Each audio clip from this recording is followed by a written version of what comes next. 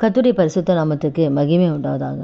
இன்றைய வசனம் அப்போஸ்தலர் 9வது அதிகாரம் 36வது வசனத்தில் நம்ம பார்க்கும் பொழுது தபித்தாள் என்ற ஒரு சீஷையை அந்த இடத்துல நம்ம பார்க்குறோம்.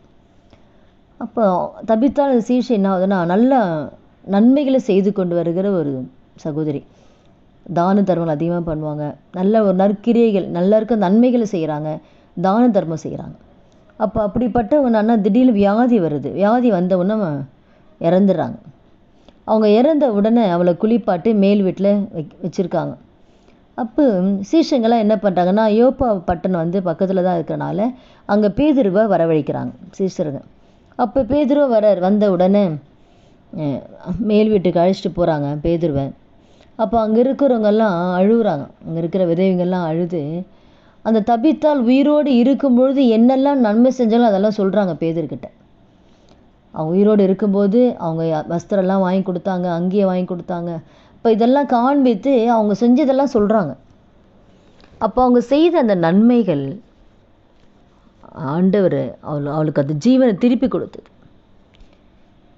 சிறுமைப்பட்டது மேல் சிந்தையுள்ளவன் பாக்கியவான், தீங்கு நாள் கர்த்தர் அவனை விடுவிப்பார்ன்ற அந்த வசனத்தில் படுக்கையில் கிடக்கிற அவனே ஆண்டவரே எழுப்புவாராம் சிறுமைப்பட்ட ஜனங்கள் மீது சிந்தை இருக்கிறவங்களுக்கு. அப்போ இந்த ஏழை எளிய ஜனங்களை நேசித்து அவள் செய்த நன்மை மரித்து போன அவளோட உயிரோடு எழுப்பியது.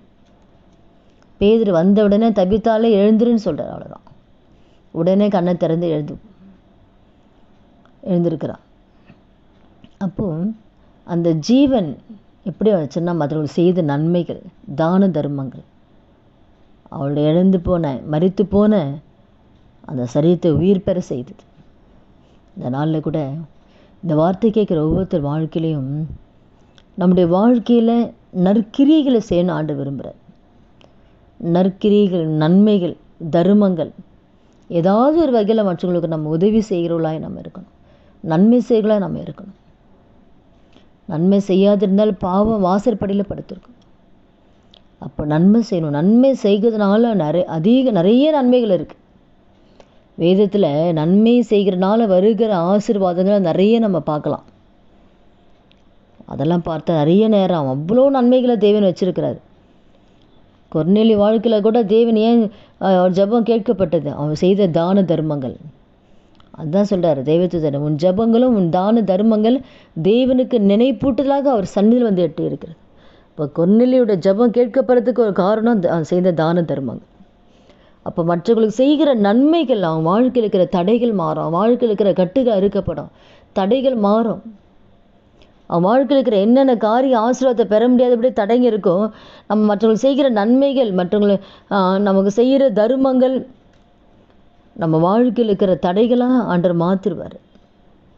வாசலை திறப்பார், ஆசீர்வாதத்தின் வாசலை ஆண்டவர் திறப்பார். அது அவ்வளோ நன்மைகளை தேவன் வச்சுருக்கார் மற்றவங்க உதவி செய்கிறதுல. இந்த நாளில் கூட இந்த வார்த்தை கேட்குற ஒவ்வொருத்தர் வாழ்க்கையிலையும் ஏதாவது நம்மளோட வாழ்க்கையில் தடை இருக்கா? நீங்கள் எடுக்கிற ஜெபங்களுக்கு இன்னும் பதில் கிடைக்கிறியா? ஏழை ஜனங்களுக்கு உங்களால் முடிந்த நன்மைகளை செஞ்சு பாருங்கள். ஒரு 10 பேருக்கு சாப்பாடு கொடுத்து பாருங்கள். உங்களால் என்ன முடியுமோ அந்த நன்மைகளை நீங்கள் செஞ்சு பாருங்கள். உங்கள் வாழ்க்கையில் தடைகள் மாறும், கட்டுகள் அறுக்கப்படும். உங்கள் வாழ்க்கையில் ஆசீர்வாதத்தின் வாசல் ஆண்டு திறப்பார். ஏன்னா ஏழை ஜனங்களை ஆண்டவர் அவ்வளோ நேசிக்கிறார். அதிகமாக அவர் நேசிக்கிறது அந்த ஏழை எளிய ஜனங்கள், திக்கற்றுங்க விதவைகளை தேவன் அதிகமாக நேசிக்கிறார். அவங்களுக்கு உதவி செய்கிறது எனக்கே செய்கிறன்ற ஆண்டவர். ஒரு ஏழைக்கு செய்கிற உதவியை கர்த்தருக்கே செய்கிறது. அதனால் இந்த வார்த்தை கேட்குற ஒவ்வொருத்தர் வாழ்க்கையிலையும் நம்ம அது ஒரு தீர்மானம் எடுப்போம். நம்மளால் முடிந்த உதவிகளை, நன்மைகளை பிறருக்கு செய்யும்போது நம்ம வாழ்க்கையில் இருக்கிற ஆண்டவர் ஒரு புதிய வாசலை ஆண்டவர் திறந்து கொடுப்பார். ஜெபிக்கலாமா? துதிகள் மத்தியில் வாசம் செய்ய நல்ல தகப்பனே, இயேசு நாமத்தோட சமூகத்தில் வருகிறோம்.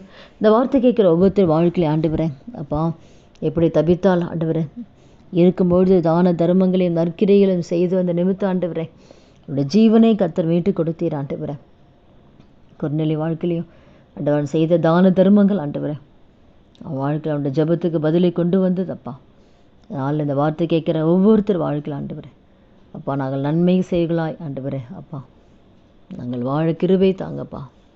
எங்களால் முடிந்த நன்மைகளை பிறருக்கு செய்ய, தான தர்மங்கள் செய்ய, முடிந்த உதவிகளை பிறருக்கு ஏழை எளிய ஜனங்களுக்கு செய்யக்கூடிய கிருபை ஆவியானவர் எங்களுக்கு இந்த வார்த்தை கேட்குற ஒவ்வொருவருக்கு கர்த்தர் கொடுத்து அது நிமித்து வருகிற நன்மைகளையும் ஆசீர்வாதங்களையும் சுதந்திரத்துக்குள்ள கிருபை தாங்கப்பா. இயேசுவின் நாமத்தில் ஜெபிக்கிறோம் நல்ல பிதாவே, ஆமீன். கர்த்தர் நாமத்துக்கு மகிமை உண்டாவதாக.